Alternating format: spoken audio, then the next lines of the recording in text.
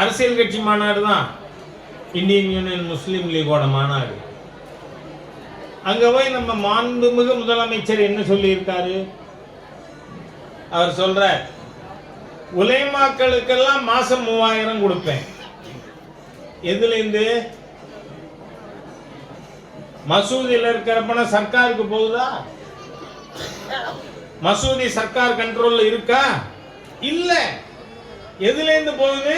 நீங்களும் நானும் கொடுக்கிற வரி பணத்திலிருந்து உலைமாக்களுக்கு மாசம் 3000 ரூபாய் அரசு கஜானாவில இருந்து. அரசு கஜானாவில்.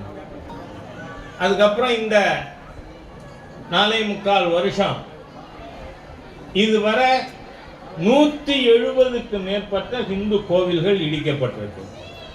என்ன காரணம் சொல்லி?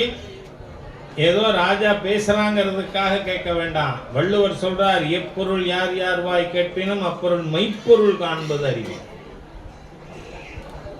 170க்கு மேற்பட்ட கோவில்கள் இது புறம்போக்குல இருக்கு, சர்க்கார் இடத்துல இருக்குன்னு இடிச்சிருக்காங்களா? நான் ஒன்றும் பொய் சொல்லலையே. பத்ரகாளி அம்மனுக்கு முன்னாடி போய் பேச முடியுமா? முடியும். ஆனா நேற்று சீஃப் மினிஸ்டர் என்ன சொல்றாரு? எங்கெங்கெல்லாம் கல்லறை தோட்டம் இல்லையோ, எங்கெங்கெல்லாம் கபிரிஸ்தான் இல்லையோ, அரசாங்க இடத்திலே அந்த கபிரிஸ்தானையும் கல்லறை தோட்டமும் ஏற்படுத்துவதற்கு சர்க்கார் இடம் கொடுக்கும். ஆனா கோவில 170 கோயிலை இடிப்பாங்க. ஏன் இடிக்கிறாங்க? நம்ம ஒரு நாள் ஒன்னா இல்ல, 4 வருஷம் 364 நாள் ஒன்னா இருப்போம். அம்பாளுக்கு கும்பாபிஷேகம் பண்ணுவோம், ஒன்னா கூடுவோம். ஆனா அந்த ஒரு நாள் இருக்க மாட்டோம். அதே மாதிரியா டிசம்பர் 25 கிறிஸ்துமஸ் நடந்தது. அதுல நம்ம சனாதன இந்து தர்மத்தை டெங்கு, மலேரியா, கொரோனா கிருமி மாதிரி அழிக்கணும்னு சொன்ன நபர் அங்க போறார். நாங்க கிறிஸ்தவ மதத்திற்கு இதெல்லாம் செய்வோம். எல்லாருக்கும் செய்ய முடியுதா அரசாங்கம்?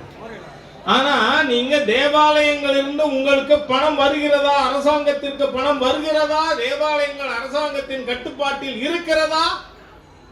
இல்ல.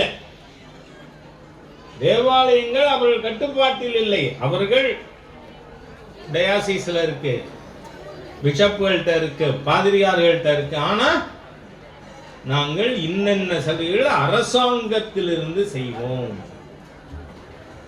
ஆனா நம்ம கோவில்ல